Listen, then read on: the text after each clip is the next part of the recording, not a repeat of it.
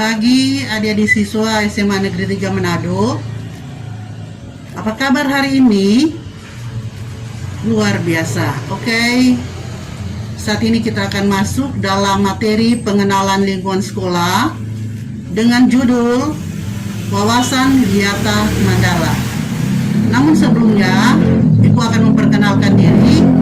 Nama Dr. Anda Junifka Antameng sebagai pembina OSIS di SMA Negeri 3 Manado. Wawasan Wiyata Mandala. Arti dan makna wawasan Wiyata Mandala. A. Wawasan. Wawasan adalah suatu pandangan atau sikap yang mendalam terhadap suatu hakikat, di mana hakikat itu adalah merupakan suatu situasi dan atau keadaan. Sedangkan wiyata itu adalah pengajaran dan mandala adalah wilayah atau lingkungan. Jadi wiyata mandala itu adalah lingkungan pendidikan atau tempat terjadinya atau berlangsungnya suatu proses belajar mengajar. Contohnya adalah sekolah. Sekolah adalah merupakan wiyata mandala. Mandala bagi siswa-siswi atau warga sekolah. Sehingga yang dimaksud dengan wawasan wiyata mandala adalah suatu sikap yang menghargai dan bertanggung jawab terhadap lingkungan sekolah sebagai tempat menuntut ilmu pengetahuan. Ada 5 unsur-unsur wiyata mandala. 1. Sekolah merupakan lingkungan pendidikan. Kedua, kepala sekolah yang mempunyai wewenang dan tanggung jawab penuh atas penyelenggaraan pendidikan dalam lingkungan sekolah. Ketiga, antara guru dan orang tua siswa harus ada saling pengertian dan kerjasama erat untuk mengemban tugas pendidikan atau ada hubungan yang serasi. Keempat, warga sekolah di dalam maupun di luar sekolah harus menjunjung tinggi martabat dan citra guru. Yang kelima, sekolah harus bertumpu pada masyarakat sekitarnya dan mendukung antar warga. Sekolah dan fungsinya. Sekolah merupakan tempat penyelenggaraan proses belajar mengajar, menanamkan dan mengembangkan berbagai nilai, ilmu pengetahuan, teknologi, dan keterampilan. Sekolah merupakan lembaga pendidikan formal, tempat berlangsungnya proses belajar mengajar untuk membina dan mengembangkan 1. Ilmu pengetahuan dan teknologi. 2. Pandangan hidup atau kepribadian.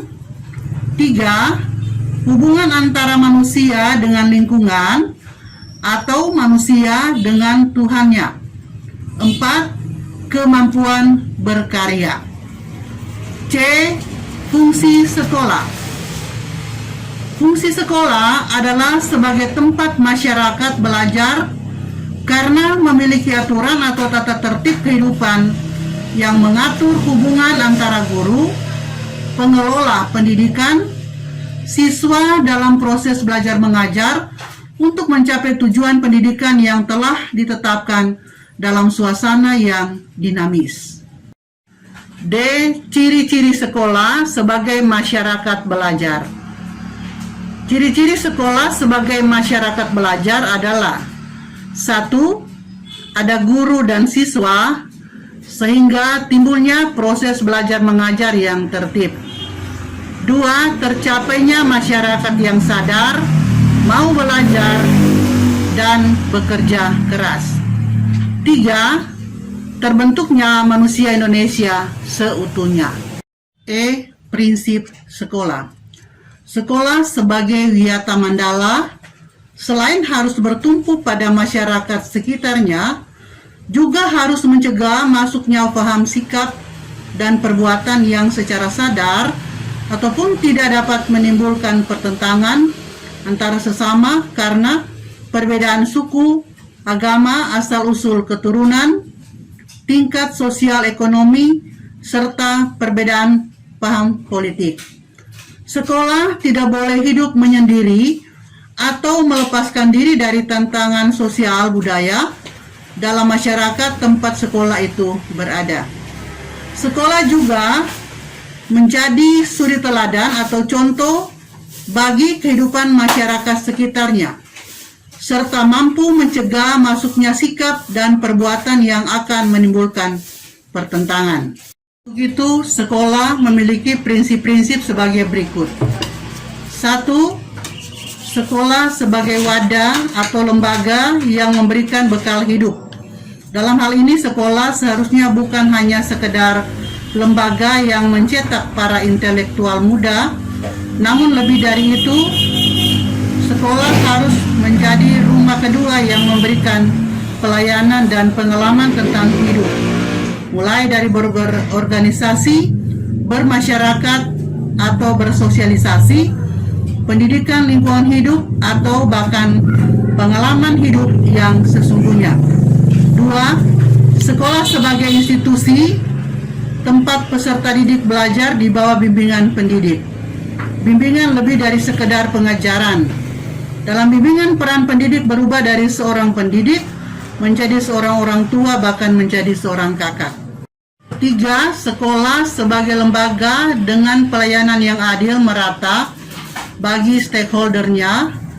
Hal tersebut bisa berupa pemerataan kesempatan mendapatkan transfer of knowledge maupun transfer of experience, dengan tanpa membedakan baik dari segi kemampuan ekonomi, kemampuan intelijensia, dan juga kemampuan fisik. 4. Sekolah sebagai lembaga pengembangan bakat dan minat siswa. Prinsip ini sejalan dengan teori multiple intelligence yang memandang bahwa kecerdasan intelektual bukanlah satu-satunya yang perlu diperhatikan oleh lembaga pendidikan, terutama sekolah. Kemampuan bersosialisasi, kemampuan kinestik, kemampuan seni, dan kemampuan-kemampuan lainnya juga perlu diperhatikan secara seimbang. 5. Sekolah sebagai lembaga pembinaan potensi di luar intelijensi. Peningkatan kemampuan intelektual, emosional, maupun kemampuan-kemampuan lainnya mendapat perhatian yang seimbang. 6.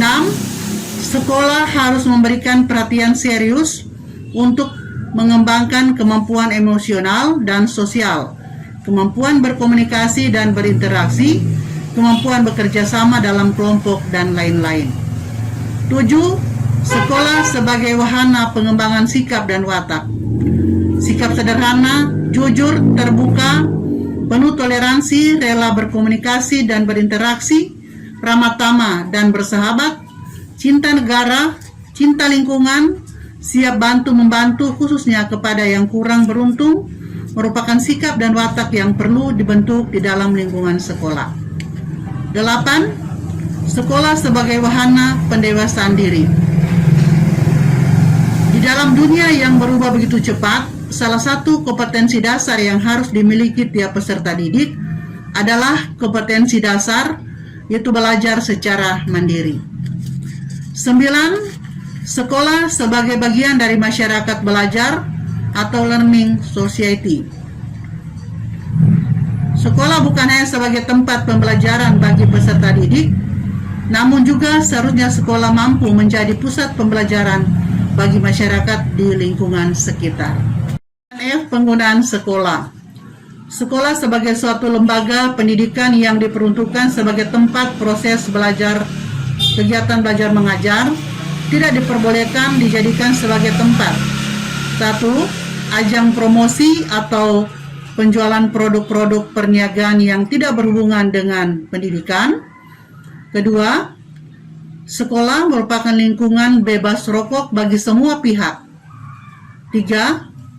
Penyebaran aliran sesat atau penyebar luasan aliran agama tertentu yang bertentangan dengan undang-undang.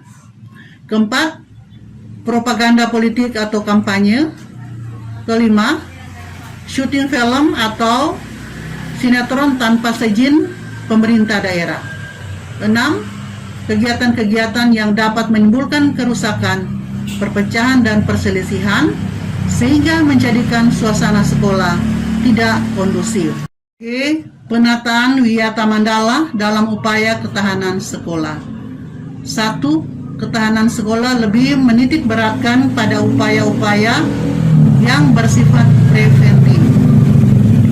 2. Untuk menjadikan sekolah sesuai dengan tujuan dan fungsinya, perlu dilakukan penataan Wiyata Mandala di sekolah melalui langkah-langkah sebagai berikut. A.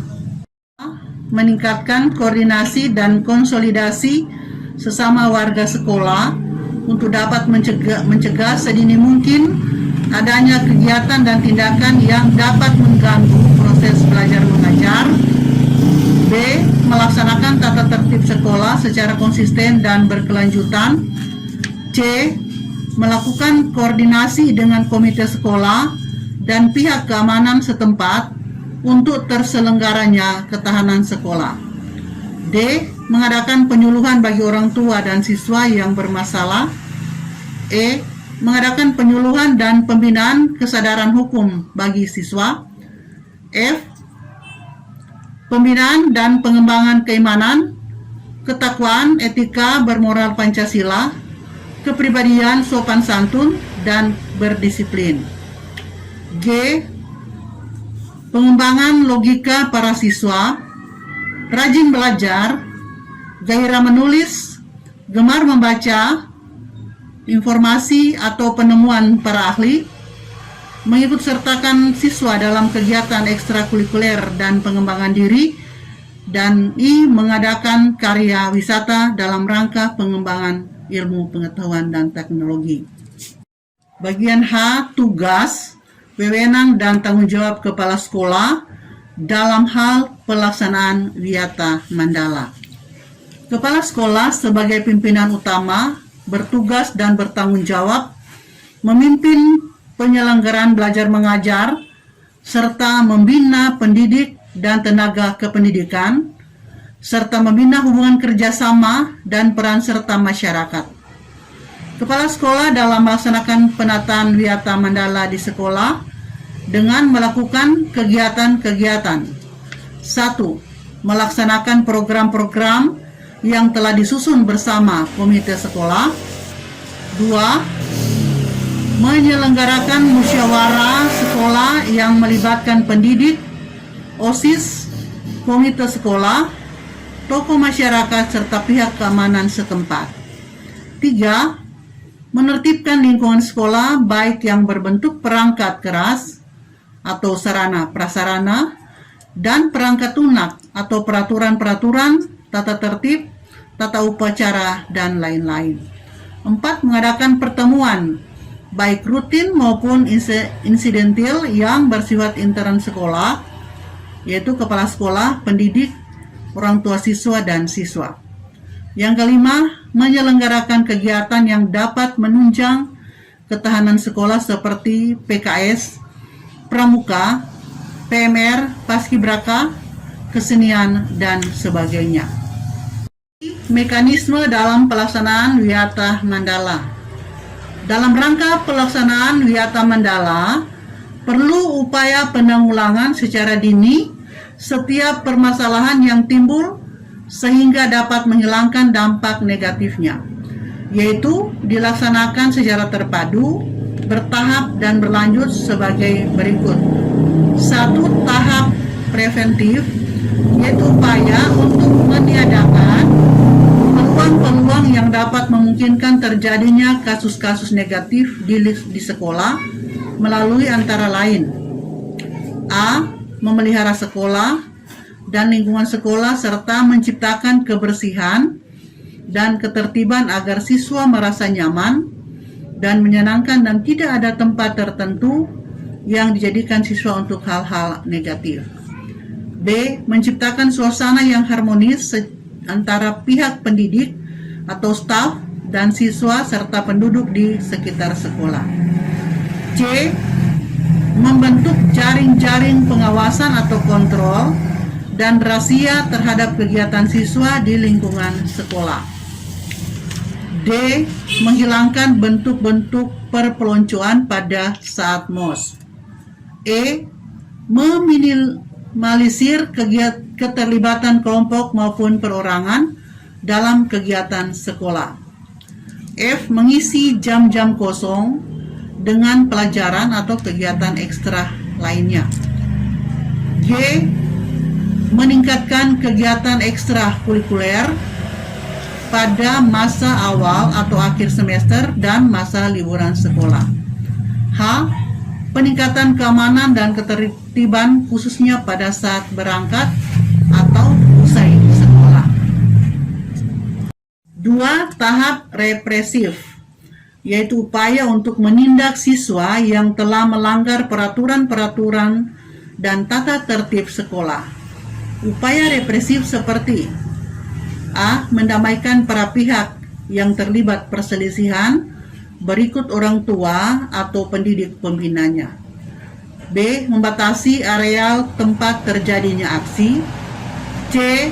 Menetralisir isu-isu yang berkembang dan mencegah timbulnya isu-isu baru. D. Berkoordinasi dengan pihak keamanan apabila terdapat pihak luar sekolah yang melanggar keamanan, ketertiban, dan perbuatan kriminalitas di lingkungan sekolah. E. Mengungkap lebih lanjut keterlibatan pihak luar sekolah atas kasus yang timbul dan menyelesaikan secara hukum. F.